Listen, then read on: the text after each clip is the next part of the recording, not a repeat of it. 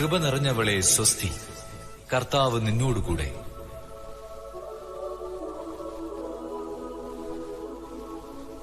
മറിയമേ, നീ ഭയപ്പെടേണ്ട.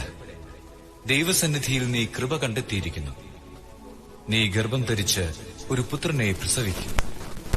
നീ അവന് യേശു എന്ന് പേരിടണം. അവൻ വലിയവനായിരിക്കും, അത്യുന്നതന്റെ പുത്രൻ എന്ന് വിളിക്കപ്പെടും. അവന്റെ പിതാവായ ദാവീദിന്റെ സിംഹാസനം ദൈവമായ കർത്താവ് അവന് കൊടുക്കും. യാക്കോബിന്റെ ഭവനത്തിന്മേൽ അവൻ എന്നേക്കും ഭരണം നടത്തും. അവന്റെ രാജ്യത്തിന് അവസാനമുണ്ടാവുകയില്ല. ഇതെങ്ങനെ സംഭവിക്കും? ഞാൻ പുരുഷനെ അറിയുന്നില്ലല്ലോ. പരിശുദ്ധാത്മാവ് നിന്റെ മേൽ വരും. അത്യുന്നതന്റെ ശക്തി നിന്റെ മേൽ ആവസിക്കും. ആകയാൽ ജനിക്കാൻ പോകുന്ന ശിശു പരിശുദ്ധൻ, ദൈവപുത്രൻ എന്ന് വിളിക്കപ്പെടും.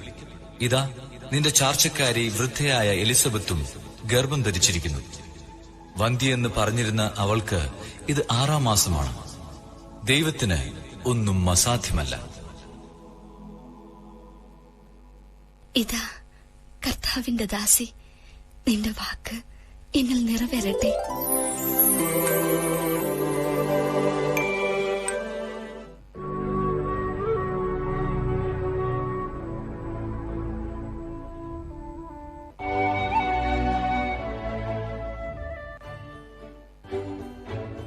ഇലേമേ, മറിയം,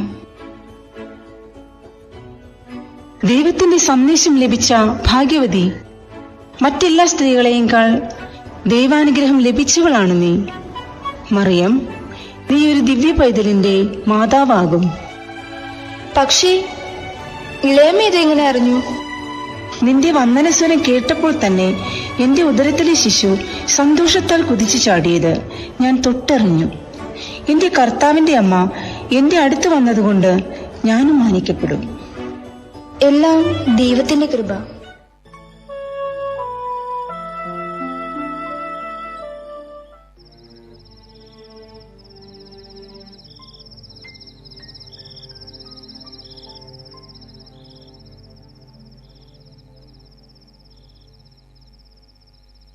ദാവീദിന്റെ പുത്രനായ ജോസഫ്, മറിയത്തെ ഭാര്യയായി സ്വീകരിക്കാൻ നീ ശങ്കിക്കേണ്ട. അവൾ ഗർഭം ധരിച്ചിരിക്കുന്നത് പരിശുദ്ധാത്മാവിൽ നിന്നാണ്. അവൾ ഒരു പുത്രനെ പ്രസവിക്കും. നീ അവന് യേശു എന്ന് പേരിടണം. എന്തെന്നാൽ അവൻ തന്റെ ജനത്തെ അവരുടെ പാപങ്ങളിൽ നിന്ന് മോചിപ്പിക്കും.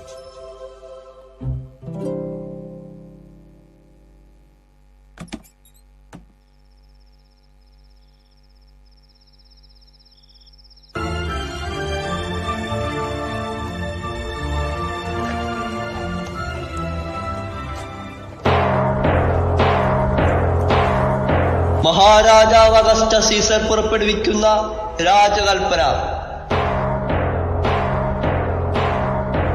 എല്ലാ ജനങ്ങളും അവരവരുടെ ജന്മദേശത്തേക്ക് പോയി പേരുകൾ എഴുതി ചേർക്കേണ്ടതാണ്. അല്ലാത്തപക്ഷം കടുത്ത ശിക്ഷാ നടപടികൾക്ക് വിധേയരാകേണ്ടി വരുമെന്ന് ഇതിനാൽ അറിയിച്ചുകൊള്ളുന്നു.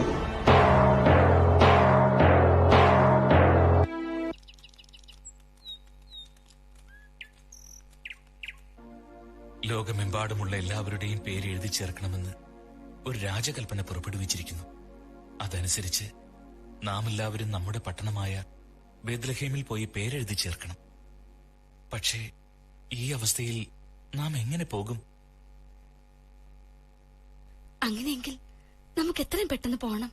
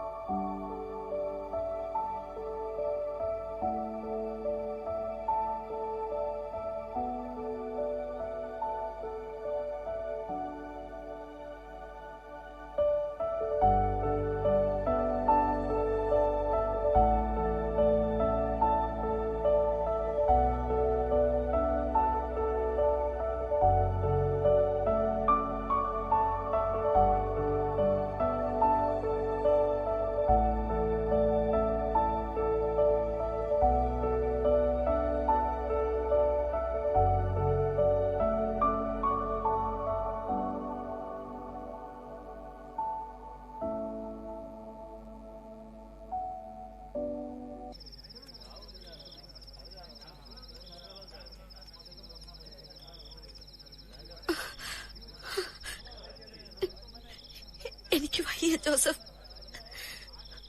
ഇനി ഒരടി നടക്കാൻ എനിക്ക് സാധിക്കില്ല. അമ്മേ,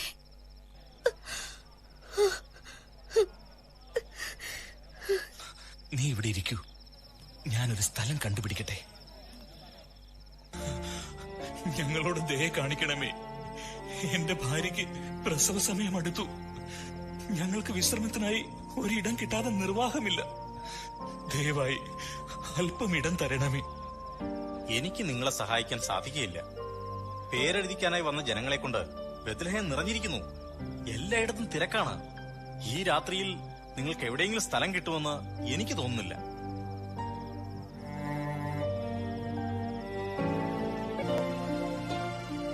നമുക്കിവിടെ ഒരു മുറിയും ലഭിക്കില്ല. മേരി, നിനക്കിപ്പോൾ എങ്ങനെയുണ്ട്? ഒരല്പം മുമ്പോട്ട് പോയി മറ്റേതെങ്കിലും സ്ഥലം അന്വേഷിക്കാൻ സാധിക്കുമോ? ഇല്ല, എനിക്ക് സാധിക്കില്ല. ഈ സമയത്ത് വേറെ എവിടെയെങ്കിലും സ്ഥലം കണ്ടുപിടിക്കാൻ ശ്രമിക്കുന്നോണ്ട് കാര്യമൊന്നുമില്ല. ഞാനൊരു സ്ഥലം കാണിച്ചു തരാം. അതാ അവിടെ ഒരു കുടിലിന്റെ മുമ്പിൽ തീ കൂട്ടിയിരിക്കുന്നത് നിങ്ങൾ കാണുന്നുണ്ടോ? ആ കുടിലിന്റെ പുറകിലായ ഒരു സ്ഥലമുണ്ട്. അവിടെ നിങ്ങൾക്ക് ഉപയോഗിക്കാം. അതൊരു സത്രമല്ല, പക്ഷേ ഇപ്പോൾ നിങ്ങൾക്കത് ഉപകാരപ്പെടും. അതൊരു പുൽത്തൊഴുത്താ. നമുക്ക് പതിയെ അവിടേക്ക് പോകാം.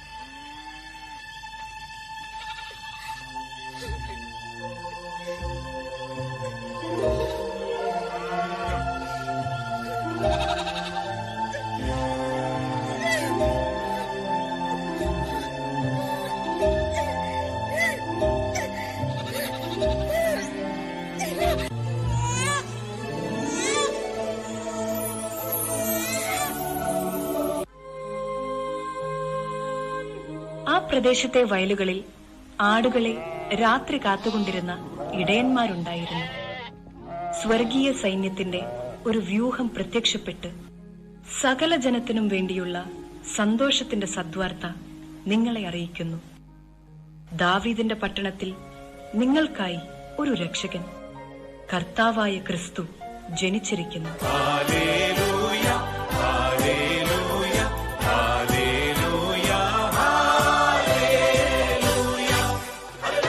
അവരാണ് ഉണ്ണീശോയെ ആദ്യം കണ്ടത്.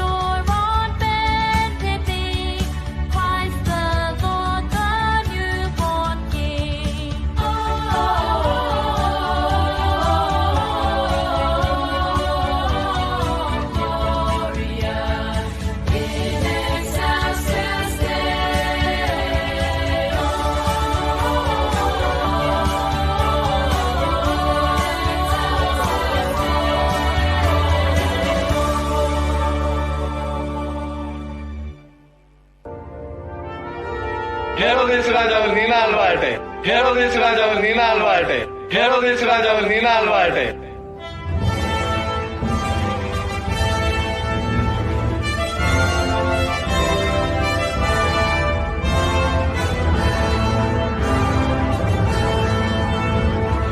അഗസ്റ്റ സീസന്റെ കൽപ്പന പ്രകാരം എല്ലാം മുറ പോലെ നടക്കുന്നുണ്ടല്ലോ.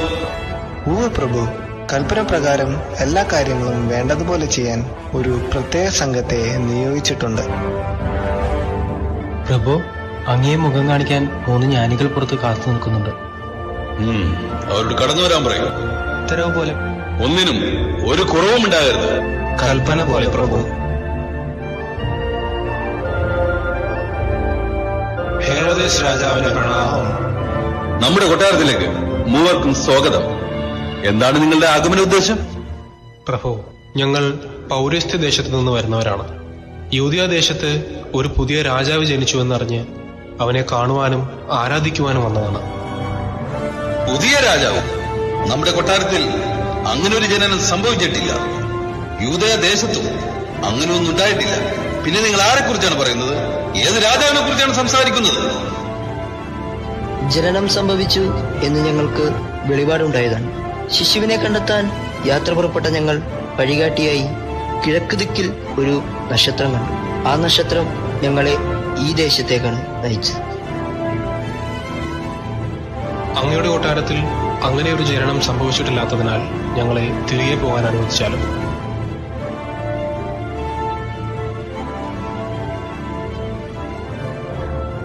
നിങ്ങൾ പോയി ആ ശിശുവിനെ അന്വേഷിക്കുക. അവനെ കണ്ടെത്തിയാൽ മടങ്ങി വന്ന് നമ്മെയും ആ വിവരം അറിയിക്കുക. നമുക്കും പോയി അവനെ ആരാധിക്കണം. ഉത്തരവ് പോലെ പ്രഭു. ദൂരെ നിന്നും ദൂരെ ദൂരെ നിന്നും മരുഭൂവിൻ വഴികളിലൂടെ ഒരു കാലിത്തൊഴുത്തു തേടി 3 രാജാക്കന്മാരെത്തി.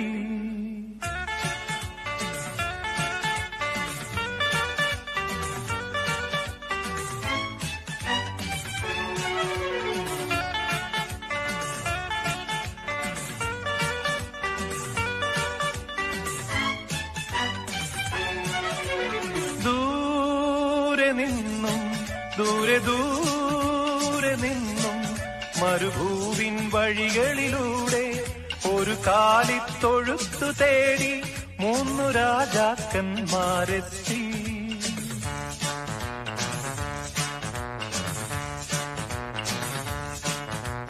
വാനം തെളിഞ്ഞു നിന്നു, ദിവ്യതാരം തിളങ്ങി നിന്നു. വാനം തെളിഞ്ഞു നിന്നു, ദിവ്യതാരം തിളങ്ങി നിന്നു. മാലാഖമാരവർ വാനവീഥികളിൽ സ്തുതിഗീതങ്ങൾ പാടി. മാലാഖമാരവർ വാനവീഥികളിൽ സ്തുതിഗീതങ്ങൾ പാടി.